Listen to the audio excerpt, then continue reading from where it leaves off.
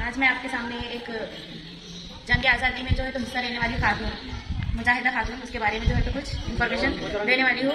बगौर समाज फरमाएं। जंग आज़ादी में 1857 से जो है तो पहली जंग आज़ादी का आगाज हुआ था। इस जंग आज़ादी में जो है तो हमारे बहुत से मुल्क के बहुत सारे रहनुमाओं ने हिस्सा लिया था। इसमें ना सिर्फ मर्दों ने बल्कि औरतों ने भी जो है तो बढ़ चढ़कर हिस्सा लिया। उसमें से एक मुजाहिदा खातून जिसका नाम बेगम हजरत महल है, उनके बारे में मैं आपको जो है तो मालूमात देने वाली हूँ।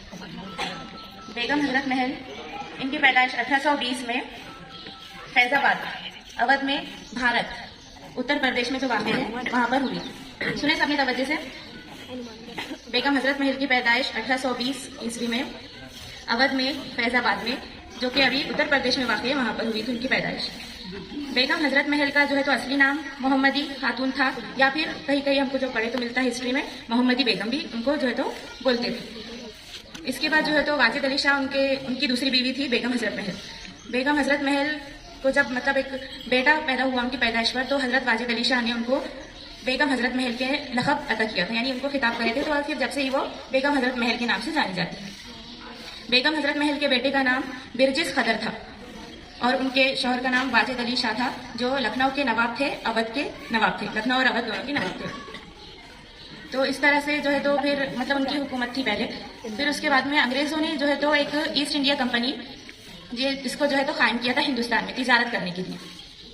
और वो कंपनी जो है तो अपनी हुकूमत थी तो उसमें जो है तो दखल अंदाजी करती थी ईस्ट इंडिया कंपनी के जो थे तो वो लोग, अंग्रेजों के जो लोग थे तो। और अंग्रेजों के जो वजीर ये वो लोग थे ना, तो वो लोग एक एक रियासत में जो है तो उनको रखा गया था। फिर इसके बाद में जब वाजिद अली शाह की हुकूमत का इंतजाम जो है तो ईस्ट इंडिया कंपनी ही जो है तो संभालती थी, उसका पूरा इंतजाम वही संभालती थी। इस तरह से उन्होंने क्या किया, उसमें जो है तो मदाखलत करना शुरू कर दी हुकूमत में, और जो है तो वाजिद अली शाह का तख्त से उतार दिया उनको, और उनको तख्त से उतार दिया और उनको जो है तो कलकत्ता में नजरबंद कर दिया गया था। फिर इसके बाद में बेगम हजरत महल ने उनका बेटा जो है तो, उनके बेटे का नाम क्या था अभी बोले हमने आपको, है ना, बिरजिस खदर। तो 14 साल का ही था, लेकिन इतनी छोटी उम्र में उन्होंने उसको तख्त पर बिठाया और उसके बाद में जो है तो अंग्रेजों को ऐलान जंग कर दिया। फिर अब उनको जो है तो किसी की मदद चाहिए थी अंग्रेजों से लड़ने के लिए, तो उन्होंने क्या करे, फिर दिल्ली के बहादुर शाह जफर, बाबा नाना पेशवा साहब और जो है तो मोहम्मद वली शाह, इनको जो इनसे मदद मांगी। फिर जो है तो मोहम्मद वली शाह से उन्होंने मदद मांगी और फिर उसके बाद में क्या करे, उन्होंने 11 दिन में ही जो है तो अपना जो अवध है वो वापस जो है तो ले लिया उनसे।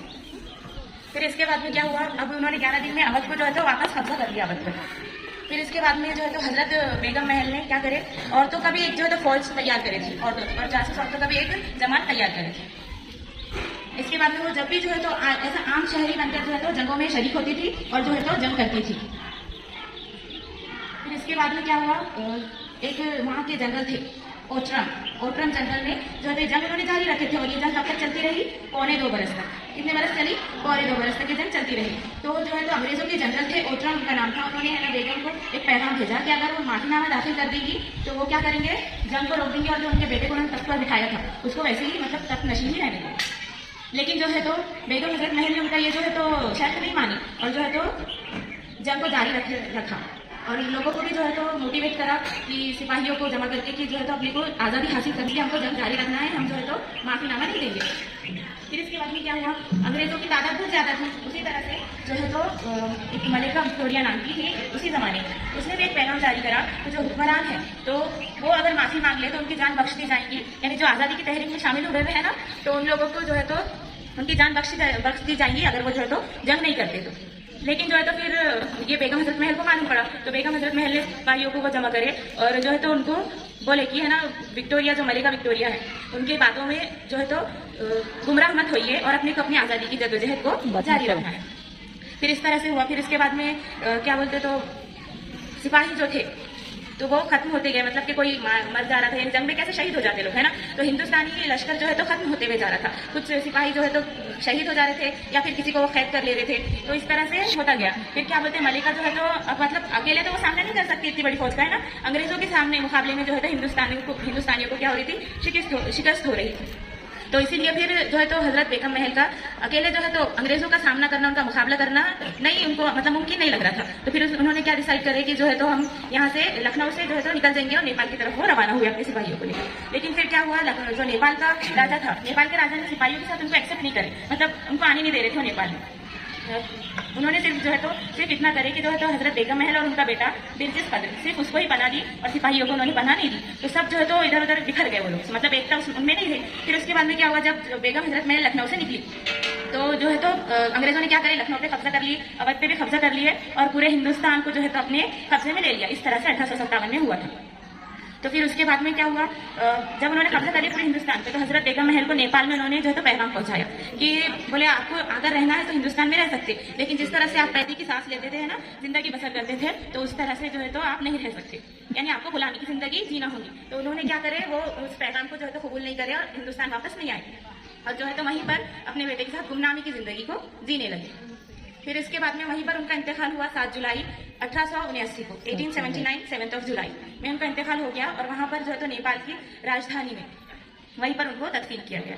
फिर इसके बाद में जो है तो अब हिंदुस्तान को जो है तो उनके कारनामों के बारे में मालूम पड़ा जाए तो 1857 में एक जो है तो खातून ने आज़ादी की चिंगारी को भड़काया था। इसलिए जो है तो हमारी जो है तो हुकूमत हिंदुस्तान ने उनके मुजाहिदाना किरदार की कदर करते हुए उनके लिए जो है तो 15 अगस्त 1962 को जो हजरतगंज में, लखनऊ में हजरतगंज में ओल्ड विक्टोरिया पार्क है, उसका नाम तब्दील करके जो है तो उन्होंने बेगम हजरत महल पार्क जो है तो कर दिया गया उसको।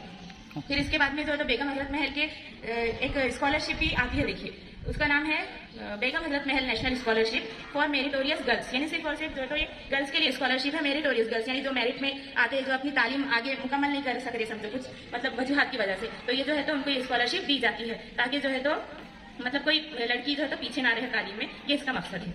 और ये इसको जो है तो इम्प्लीमेंट करे थे मौलाना आजाद एजुकेशन फाउंडेशन ने इसको इम्प्लीमेंट किया गया था। तो सबके समझ में आया? Very good. चलिए फिर सवाल तो पूछते हम आपसे। चलिए सवालात के लिए तैयार हो जाइए। बेगम हजरत महल का असली नाम क्या था? बोलिए। मोहम्मद, इसके आगे पूरा नाम बोलिए। बोलिए। मोहम्मद खातून, गुड।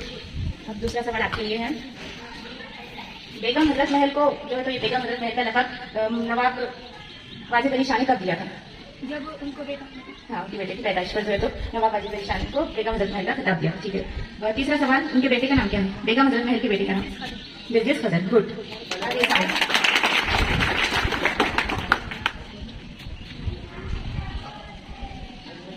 बेगम हजरत महल पार्क कब जो है तो इसका इफ्तिताह हुआ था? आधा सही बोले, बोलो किसने बोले?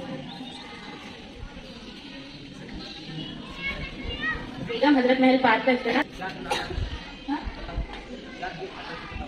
जो नहीं आज सफूरा नहीं आए क्या, कि उससे सुने नहीं कोई।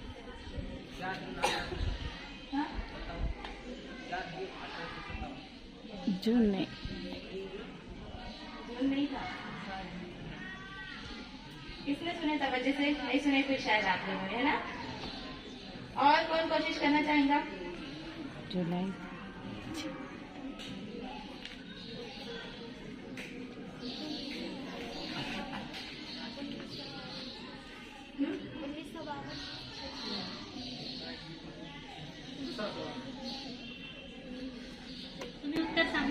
बेगम हजरत महल की खबर कहाँ पर है? बोलो सही, बोलिए, खड़े रहकर जवाब दीजिए। Good good.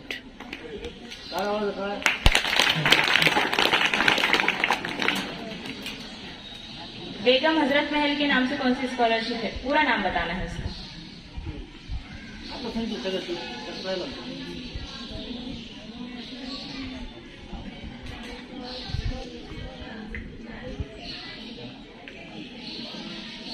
जरा कोशिश कर। Begum Hazrat Mahal of life. अच्छा, Begum Hazrat Mahal national scholarship for meritorious girls के पति का नाम क्या है?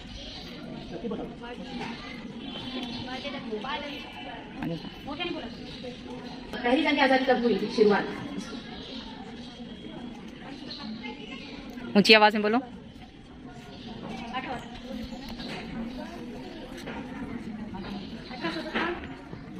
गुड, सही आंसर। बेगम हजरत 1857 1857। बेगम हजरत महल की पैदाइश कब हुई थी और कहाँ हुई थी? 1820 बेगम हजरत महल की जो है तो पैदाइश 1820 में हुई थी, फैजाबाद अवध उत्तर प्रदेश भारत में। बेगम हजरत महल का इंतकाल कब हुआ था, फिर वो बोलते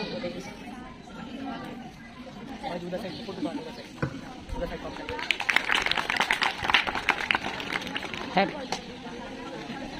मेरे बच्चा